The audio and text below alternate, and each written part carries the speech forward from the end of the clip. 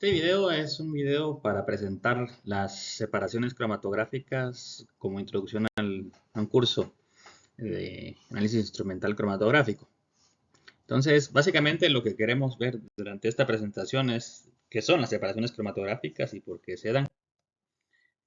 Aquí podemos observar cómo tenemos primeramente una mezcla de compuestos que al colocarlos en un sistema en el cual tenemos una fase estacionaria y una fase móvil, normalmente en la fase móvil ya viene cargada las especies químicas, pues se separan entre ellas.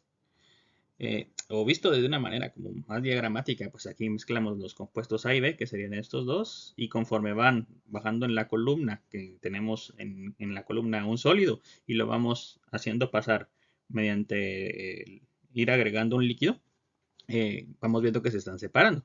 Esto entonces nos dice que en realidad hay una migración diferencial, se podría llamar. En otras palabras, hay una diferencia en la velocidad en que salen las especies debido a su interacción con la fase estacionaria y la fase móvil. Esto entonces nos puede servir, por ejemplo, para obtener este tipo de cromatogramas, que es cuando colocamos un detector al final del, de la columna y entonces vamos viendo, por ejemplo, que aquí va saliendo, que aquí no ha salido, hasta que cuando salen los compuestos, por ejemplo, el compuesto A y el compuesto B. En otras palabras, una cromatografía pues no es más que una técnica de separación, pero que está determinada por una fase estacionaria y una fase móvil, y en la cual hay una migración diferencial debido a algún comportamiento específico de las tres cosas, de la muestra, de la fase móvil y de la fase estacionaria. Antes de continuar con los mecanismos de separación, vamos a hablar un poco de la teoría detrás de esta información. Entonces, lo primero que tenemos que ver es que si nosotros, por ejemplo, observamos un cromatograma, cualquiera, como el que teníamos en la diapositiva anterior, vamos a tener una cuestión así. Eh, Tenemos un pequeño periodo de tiempo que se le llama tiempo muerto, que es el tiempo que tarda el frente de solvente que hemos agregado en llegar a la salida de la columna.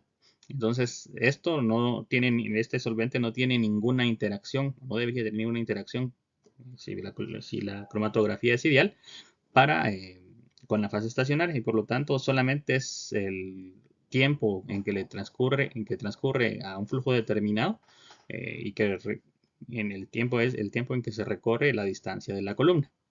Aquí tenemos ya una ilusión de una muestra. Aquí podemos ver entonces que podemos definir dos variables. Una que se llama tiempo de retención, que es el tiempo entre que se inició la cromatografía y que se inicia cuando se agrega la muestra y empieza a diluir el pico, se inicia la ilusión del solvente. La ilusión se le llama al recorrido dentro de la columna de la fase móvil. Y el tiempo en el cual un pico gaussiano, que estos picos no van saliendo, no salen todos al mismo tiempo, pues tienen una distribución gaussiana normalmente.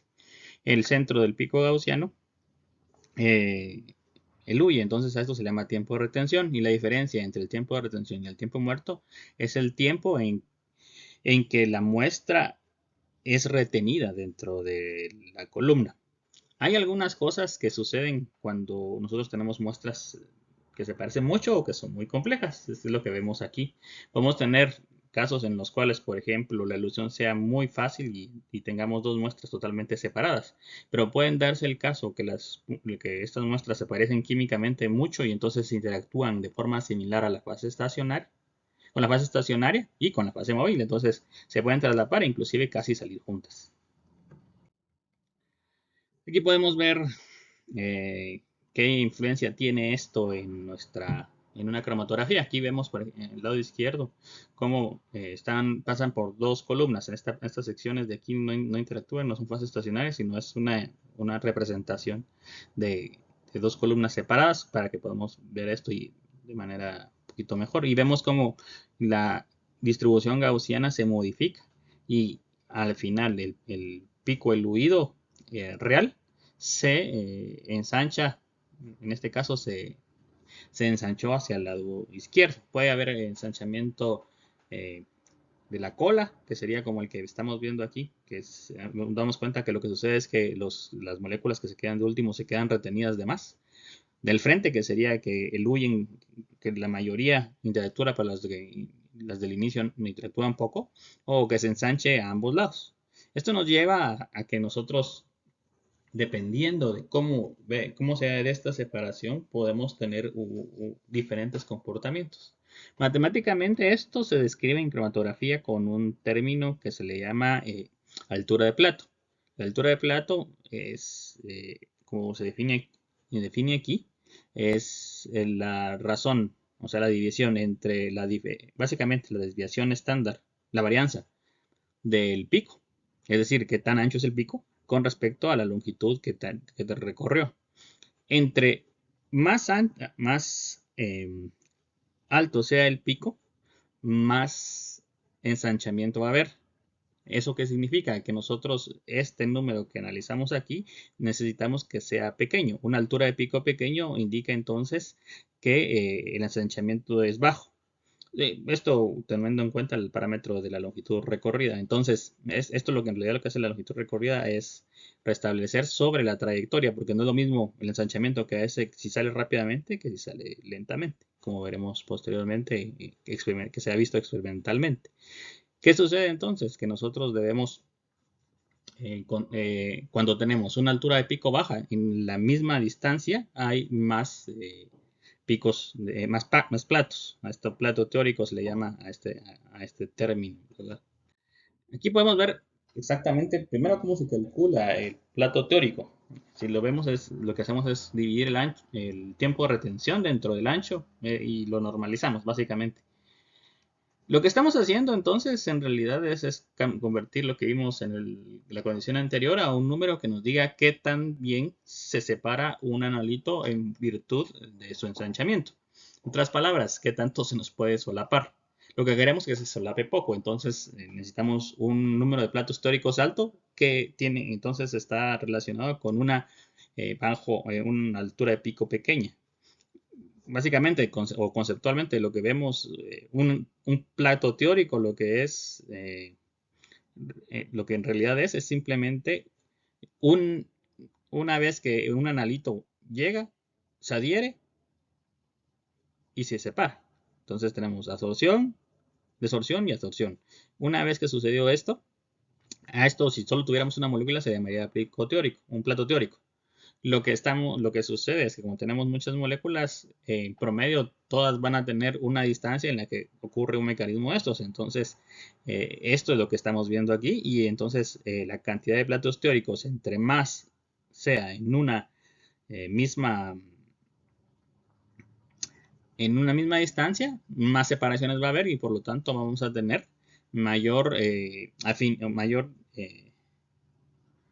diferenciación entre las especies. Bueno, claro, si el otro analito tiene un plato teórico distinto o una afinidad distinta. Si los platos teóricos son altos para ambas especies, la resolución va a ser buena y, es decir, voy a tener una buena separación y un ensanchamiento pues no tan marcado. Esto nos lleva a un problema. Lo que se puede hacer, o lo que podemos hacer cuando hacemos una cromatografía, es hacer una elusión general. Sin embargo, como vemos aquí, estos picos 1 y 2 salieron bastante bien, aunque un poquito juntos. Estos picos de aquí ya empiezan a solaparse y estos son sumamente anchos y están ya solapados. Se pueden cambiar las condiciones para querer separar el 5 y el 6. Esto, por ejemplo, lo que hacemos es cambiar el tipo de naturaleza de fase móvil. Entonces, se separan aquí, se ven mucho mejor separados 5 y 6, pero 1 y 2 se solaparon, es decir, salen juntos y 3 y 4 también salen juntos. Y si queremos hacer lo mismo para 3 y 4, vemos que el 1 y el 2 salen juntos y el 5 y el 6 se ensanchan tanto que también se solapan. Lo que se puede hacer, o lo que se suele hacer, es hacer una ilusión en gradiente, que es lo que estamos viendo en el lado derecho. Lo que hicimos aquí, por ejemplo, estamos diluyendo con una sola fase. Como lo vemos aquí, no hay cambio en la fase. Y entonces el primer pico sale rápidamente, bien definido, pero el segundo se tarda mucho y sale muy ancho. Mientras que vemos aquí en el caso de la fase de cuando se hace por gradiente, lo que hacemos es cambiar, una vez salió el primer pico que salía bien, la concentración de alguna especie de la fase móvil. Entonces eso permite que sea más afín y lo vamos aumentando para que salga el segundo pico más rápido y por lo tanto con mucha mejor definición. Una vez dicho esto, pues podemos hablar de ciertos mecanismos de separación que ocurren en las cromatografías.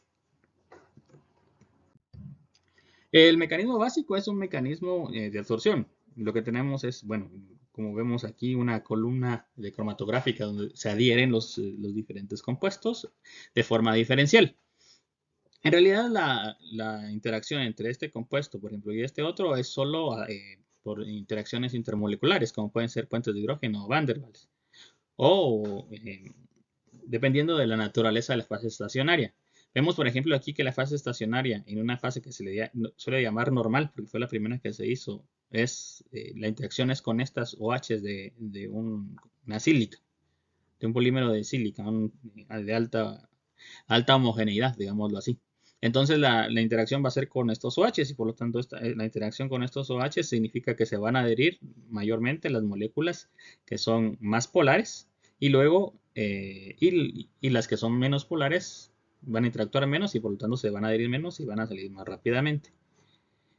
En cambio, por ejemplo, podemos tener otro tipo de columna que se le llama fase reversa, en la cual en lugar de tener interactuando con una sílica, lo que hacemos es modificar la sílica con una cadena carbonada. Por ejemplo, aquí este se llama C8, es un óxido de silicio, donde cual el polímero pues es un polímero de 8 carbonos aquí. Y una C18 en la cual tenemos 18 carbonos. Entonces esto lo que sucede es que tiene una larga cola apolar y por lo tanto va a interactuar preferentemente como que estuviera disolviendo de cierta forma, por decirlo así. En realidad es una interacción, pero se puede imaginar incorrectamente de esa manera, aunque lo hace más ilustrativo, con moléculas apolares. Entonces va a retener mayormente aquellas que sean más apolares y cuya interacción de Van der Waals sea más alargada. Por ejemplo, compuestos hidrocarburos o hidrocarburos de alto peso molecular. Entonces van a quedar retenidos, mientras los que son más polares van a diluir más rápido, van a salir más rápido. En ambos casos, si yo quiero diluir las muestras que se han quedado más adheridas, lo que tengo que hacer es ir cambiando cuando uso gradiente. En este caso, del solvente menos polar al más polar y aquí a la inversa, porque de lo contrario diluiría todos al mismo tiempo, ¿no? El segundo mecanismo es un mecanismo que se le llama intercambio iónico. Aquí podemos ver, por ejemplo, que lo que hacemos es que tenemos, en este lado izquierdo se ve un intercambio catónico y aquí un aniónico. Como vemos, el catiónico lo que tiene son aniones y el aniónico lo que tiene son cationes, porque la idea es que este retiene cationes y este retiene aniones.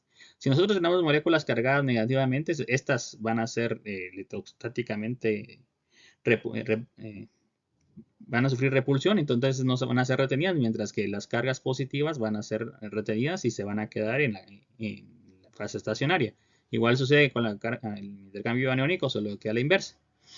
Entonces lo que hacemos es, por ejemplo, introducir una muestra que tenemos diferencias de cargas, por ejemplo, proteínas. Las proteínas son más... este mecanismo es muy utilizado porque lo que podemos hacer es establecer la separación de dos proteínas que traemos, por ejemplo, de una especie, de un organismo vivo que hemos extraído. Y lo que podemos hacer es separarlas, poner el pH de manera que el pH isoeléctrico de este sea de una forma y de este de otra forma. Es decir, el punto isoeléctrico de aquí ya está abajo y aquí está arriba. Entonces uno tiene carga positiva y otro carga negativa. Esto se puede hacer pues colocándolo en un amortiguador adecuado. Entonces se diluye solo las que están con cargas negativas y se retienen las que están con carga positiva. Inclusive si hay diferencias en la carga, aunque tengamos varias proteínas que estén positivamente cargadas, se pueden separar entre sí porque se van a unir de manera diferencial. Luego lo que podemos hacer, lo que hacemos es cambiar la condición. ¿Cómo lo hacemos? Mediante un cambio en el pH, por decirlo, cambiamos de un pH en el cual estaba a un valor, eh, por ejemplo, positivo, a uno negativo, entonces ya el intercambiador catiónico lo va a repeler y entonces va a ser diluido. Y de esa manera entonces pasamos de tener una muestra que tenía eh, una muestra que era compleja con mezclas, por ejemplo, de proteínas a proteínas que están separadas y por lo tanto ya están puras. El equilibrio suele hacerse, o más bien el equilibrio que se utiliza en este caso es mediante mecanismo de separación, se da más bien mediante el equilibrio químico del producto de solubilidad. Esto puede servir para hacer un modelo termodinámico de la interacción. El siguiente mecanismo es lo que se llama exclusión molecular, como vemos en este caso. Tenemos una fase estacionaria que tiene un tamaño definido y en el cual pues agregamos analitos que son de diferente tamaño, como lo vemos aquí. Dependiendo del tiempo y la trayectoria en el cual estén en la columna, entonces se van a separar. En este caso, entonces lo que necesitamos es que la fase estacionaria tenga un tamaño de partícula bastante específico y que no varíen entre ella las partículas. Y en realidad los analitos lo que sucede nada más es que debido a la diferencia de tamaño van a tener diferente tiempo diferente recorrido porque más puedan recorrer, más tiempo van a quedar retenidos y eso va a ocasionar la separación diferencial. Por lo tanto, este mecanismo se suele utilizar solamente cuando necesitamos una separación por ejemplo, de polímeros de diferente peso molecular o para intercambiar el amortiguador. Por ejemplo, queremos cambiar un amortiguador que nos sirvió en una fase anterior de intercambio iónico porque la proteína que tuvimos ahí la logramos separar, pero no se siente cómoda, digámoslo así. Entonces la cambiamos a un amortiguador donde se encuentre más estable. Y este puede ser un mecanismo, porque entonces se utiliza como fase móvil al que queremos cambiar y la otra sal se separa de la proteína que queremos ver.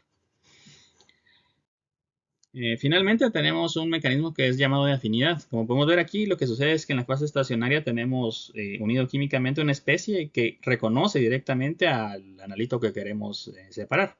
Entonces todo lo demás es diluido y posteriormente cambiamos las condiciones de la columna para que la interacción se debilite. Esto, por ejemplo, puede hacerse fácilmente si estamos trabajando con compuestos.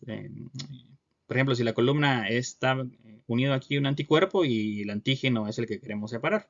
Entonces esto solamente va a interactuar con el antígeno y, por ejemplo, aquí podríamos cambiar el pH o poner una sal con una fuerza iónica muy diferente o que rompa la interacción para diluir.